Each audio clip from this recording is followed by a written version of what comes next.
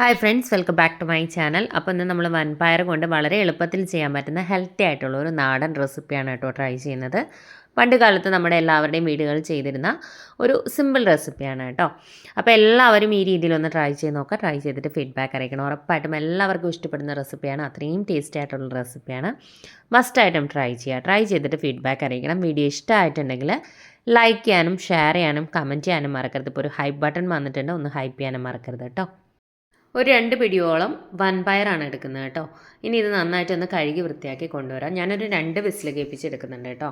അപ്പോൾ നിങ്ങൾ കുതിർത്തിട്ടൊക്കെ പലരും കുതിർത്തിട്ടാണ് ചെയ്യുന്നത്. അങ്ങനെയാണെങ്കിൽ ഒരു വിസിലൊക്കെ കേൾപ്പിച്ചാലും മതി. കുക്കറിൽ വെക്കണം എന്ന് തന്നെ ഇല്ല. ചിലത് പെട്ടെന്ന് തന്നെ വെന്ത് കിട്ടും കുതിർത്തിട്ട് ചെയ്യുകയാണെങ്കിൽ. ഞാൻ ഇപ്പോൾ കുതിർത്തിട്ടൊന്നുമില്ല. നന്നായി കഴുകി വൃത്തിയാക്കി വേവാൻ ആവശ്യത്തിനുള്ള വെള്ളം ഒഴിച്ചിട്ട് ഒരു സ്വല്പം മഞ്ഞൾപ്പൊടി, 1/4 ടീസ്പൂണിൽ താഴെ മഞ്ഞൾപ്പൊടിയും കൂടി ഇട്ടിട്ട് ഒന്ന് അടച്ച് വെക്കുകയാണ്. 2 വിസിൽ കേൾപ്പിച്ച് നമുക്ക് വേവിച്ചെടുക്കാം കേട്ടോ. ഒരുപാട് വെന്തങ്ങ് ഉടഞ്ഞു പോരുത്, എന്നാൽ നന്നായി വേവുകയും വേണം. ആ ഒരു പരുവത്തിൽ വേണം എടുക്കാൻ. അപ്പോൾ ഞാൻ അടച്ചു വെച്ചിട്ടുണ്ട്. ഇതൊന്ന് വിസിൽ കേട്ട് വരട്ടെ. 2 വിസിൽ മതിയാവും കേട്ടോ. ഈ സമയത്ത് നമുക്ക് ബാക്കി കാര്യങ്ങൾ ചെയ്യാം. ഇതിനകത്തേക്ക് ആവശ്യത്തിനുള്ള പച്ചക്കറികൾ എടുക്കാം. ഒരു ചെറിയ പച്ചനേന്ത്രക്ക, ഒരു ചെറിയ കഷ്ണം ചേന, ഒരു ചെറിയ പീസ് നമ്മുടെ സ്വീറ്റ് പൊട്ടറ്റോ ഉണ്ടല്ലോ, മധുരക്കിഴങ്ങ്, അതാണ് ഞാൻ എടുത്തിരിക്കുന്നത്. കപ്പ, മരച്ചീനി ഇല്ലേ, കപ്പ ഉണ്ടെങ്കിൽ, ടപ്പിയോക്ക ഉണ്ടെങ്കിൽ അത് ഒരു ചെറിയ കഷ്ണം, ഒരു പകുതി മതി കേട്ടോ. ഒരു മീഡിയം ടൈപ്പിൻ്റെ ഒരു നല്ല വലുതൊക്കെ ആണെങ്കിൽ ഒരു 1/4 ഭാഗം മതി. ചെറുതൊക്കെ ആണെങ്കിൽ ഒരു പകുതി എടുക്കാം കേട്ടോ. ഒരു ചെറിയ കഷ്ണം അത്രയേ ഉള്ളൂ. ഒരുപാട് പീസസ് ഒന്നും വേണ്ട, കുറേശ്ശെ മതിയാവും. ചേനത കട്ട് ചെയ്തപ്പോൾ അത്രയേ ഉള്ളൂ കേട്ടോ. അത്രയും പീസസേ ഞാൻ എടുത്തിട്ടുള്ളൂ. ഒരു ചെറിയ പച്ചനേന്ത്രക്കായാണ്, തീരെ കനം കുറഞ്ഞതാണ് ഞാൻ എടുത്തിരിക്കുന്നത്. വലുതൊക്കെ ആണെങ്കിൽ ഒരു അരമുറിയൊക്കെ മതിയാവും. എന്നിട്ട് ഈ ഒരു വലുപ്പത്തിലുള്ള പീസാക്കി നമുക്കിതൊന്ന് കട്ട് ചെയ്തെടുക്കാം. മധുരക്കിഴങ്ങ് നമുക്കതുപോലെ തൊലി കളഞ്ഞതിന് ശേഷം ഒന്ന് കട്ട് ചെയ്ത് വയ്ക്കാം. ഇതിലിപ്പോൾ ഏതെങ്കിലും നിങ്ങളുടെ കയ്യിൽ ഇല്ലയെന്നുണ്ടെങ്കിൽ ഒഴിവാക്കാം കേട്ടോ. അപ്പോൾ ഞാൻ മരച്ചീനി എടുത്തിട്ടില്ല. ചീനിക്ക് ഓരോ നാട്ടിലും പല പേരാണല്ലേ പറയുക. ഞങ്ങളുടെ നാട്ടിൽ ചീനി, കപ്പ എന്നൊക്കെ പറയും. ഇവിടെ പാലക്കാട്ട് വന്നപ്പോൾ പൂളക്കിഴങ്ങെന്നാണ് ഞാൻ കേട്ടിട്ടുള്ളത് കേട്ടോ. അപ്പോൾ ഇതെല്ലാം കൂടി ഞാനൊരു ചട്ടിയിലേക്ക് ഇട്ട് കൊടുക്കുന്നുണ്ട്. എന്നിട്ട് വേവാൻ ആവശ്യത്തിനുള്ള വെള്ളം ഒഴിച്ചിട്ട് നമുക്കതൊന്ന് വേവിച്ചെടുക്കാം. ചില ചേന നല്ല വേവുള്ള ചേന ഉണ്ടാവും. അങ്ങനെയാണെങ്കിൽ ആദ്യം ആ ചേന കുറച്ചൊന്നൊരു ഹാഫ് വേവ് ആയതിനു ശേഷം ബാക്കി പച്ചക്കറികൾ ഇട്ട് കൊടുത്താലും മതി. 1/4 ടീസ്പൂൺ മഞ്ഞൾപ്പൊടി, ഒരു 1/2 ടീസ്പൂണോളം മുളക് പൊടി. അതിൽ കുറച്ചാലും കുഴപ്പമൊന്നുമില്ല കേട്ടോ. എരിവിനനുസരിച്ച് ഇട്ട് കൊടുത്താൽ മതി. ആവശ്യത്തിന് ഉപ്പും കൂടി ഇട്ടിട്ട് നമുക്കൊന്ന് വേവിച്ചെടുക്കാം. ചിലപ്പോൾ നമ്മുടെ ഈ ബാക്കി പച്ചക്കറികളുടെ കൂടെ ചേന വേവാതെ വരും. അതുകൊണ്ടാണ് ഞാൻ പറഞ്ഞത്. നല്ല വേവുള്ള ചേനയാണെങ്കിൽ അതൊന്ന് വെന്ത് ഒരു പകുതി വേവാകുമ്പം വേണം ബാക്കി ഇട്ട് കൊടുക്കാൻ. എന്നിട്ട് ഇതെല്ലാം നന്നായി ഒന്ന് വെന്ത് ഒരു 90% വെന്ത് കഴിയുമ്പോൾ നമ്മൾ വേവിച്ച് വെച്ചിരിക്കുന്ന നമ്മുടെ പയർ, അതിൽ കുറച്ച് വെള്ളം ഉണ്ട്. ആ വെള്ളത്തോട് കൂടി തന്നെ ഞാനിതിലേക്ക് ഒഴിച്ചു കൊടുത്തു. വെള്ളം ഒരുപാട് കൂടുതലാണെങ്കിൽ അത്രയും ഒഴിക്കേണ്ട ആവശ്യമില്ല. അപ്പോൾ ഇനി നന്നായിട്ട് ഒന്നുകൂടെ ഒന്ന് തിളക്കട്ടെ. ഉപ്പൊക്കെ ചെക്ക് ചെയ്ത് നോക്കുക. എക്സ്ട്രാ വേണം എന്നുണ്ടെങ്കിൽ ചേർത്ത് കൊടുക്കാൻ മറക്കരുത്. ആവശ്യത്തിന് കറിവേപ്പില കൂടി ചേർത്ത് കൊടുത്തു കേട്ടോ. ഒരുപാടങ്ങ് വെന്തുടയരുത്, എന്നാൽ അത്യാവശ്യം ഒന്ന് കുഴഞ്ഞ് വരുകയും വേണം. അപ്പം ആ വെള്ളമൊക്കെ അത്യാവശ്യം വറ്റി അതെല്ലാം നന്നായി വെന്ത് ഒന്ന് ജോയിൻ്റായി വന്നിട്ടുണ്ട്. ഇതാ കണ്ടോ. അപ്പോൾ ഇതെല്ലാം വെന്തിട്ടുണ്ട്. ഇനി നമുക്കിതിനകത്തേക്കുള്ള അരപ്പ് തയ്യാറാക്കി എടുക്കാം. ഒരു 1.5 പിടിയോളം തേങ്ങ എടുക്കുന്നുണ്ട്. ഞാൻ ഒന്ന് പൾസ് മോഡിൽ കറക്കി എടുത്തതാണ് കേട്ടോ, പീസാക്കി കട്ട് ചെയ്തിട്ട്. ഒരു 1/4 ടീസ്പൂൺ ചെറിയ ജീരകം, 2-3 ഞാൻ കാന്താരി മുളകാണ് ഇട്ടത്. അപ്പോൾ പച്ചമുളകാണെങ്കിൽ അത്. അപ്പോൾ എരിവിനനുസരിച്ച് മാത്രം ഇടുക. ആദ്യം മുളക് പൊടി ഇട്ടിട്ടുണ്ട്, അതുകൊണ്ട് തന്നെ പച്ചമുളകിൻ്റെ അളവ് ഒന്ന് ചെക്ക് ചെയ്തിട്ട് ഇട്ടാൽ മതി കേട്ടോ. ഒരു പച്ചമുളക് ഇട്ടാലും മതി.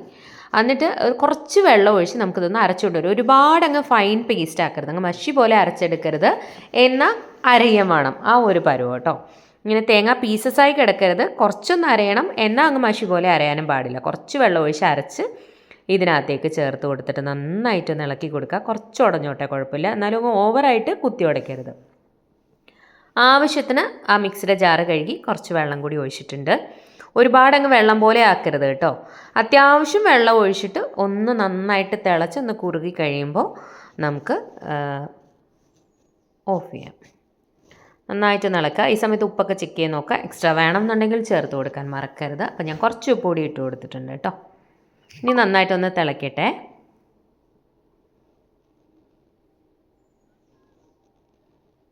ഒന്ന് തിക്കായി വരണം കേട്ടോ. മധുരക്കിഴങ്ങൊക്കെ ചേർക്കുമ്പോൾ ഒരു പ്രത്യേക സ്വാദാണ് കേട്ടോ. നന്നായിട്ടൊന്ന് തിളച്ച് ഒന്ന് കുറുകി വരുന്നുണ്ട്. ഞാൻ കുറച്ച് കറിവേപ്പിലയും കൂടി ഇട്ട് കൊടുത്തു. കറിവേപ്പിലയൊക്കെ നല്ലപോലെ ചേർത്തോളൂ.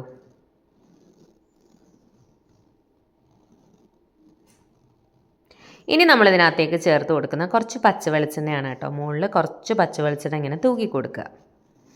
ഇതിലിപ്പോൾ ഏതെങ്കിലും പച്ചക്കറി ഇല്ലയെന്നുണ്ടെങ്കിൽ നിങ്ങൾക്ക് ഒഴിവാക്കാം. പക്ഷേ അത് ഒത്തൻറ്റിക് സ്റ്റൈലിൽ ചെയ്യുമ്പോൾ ഈ എല്ലാ പച്ചക്കറിയും യൂസ് ചെയ്യുന്നുണ്ട് കേട്ടോ. ഞാൻ പറഞ്ഞ പോലെ കപ്പയും ചേർക്കുന്നുണ്ട് ഇതിൽ. എല്ലാം ഇത്തിരിച്ച മതിയാകും, കുറേശ്ശെ. എണ്ണയും കൂടി ചേർത്തിട്ട് ഇനി നമുക്ക് നന്നായിട്ടൊന്ന് ഇളക്കി കൊടുക്കാം.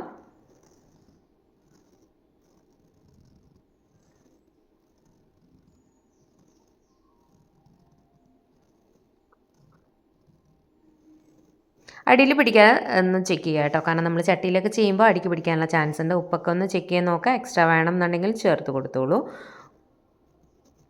സിമ്പിളാണ്, എന്നാൽ നല്ല ഹെൽത്തി ആയിട്ടുള്ള റെസിപ്പിയാണ് കേട്ടോ. മസ്റ്റായിട്ടും ട്രൈ ചെയ്യുക. ട്രൈ ചെയ്തിട്ട് എങ്ങനെയുണ്ടായിരുന്നു എന്ന് ഫീഡ്ബാക്ക് അറിയിക്കണം.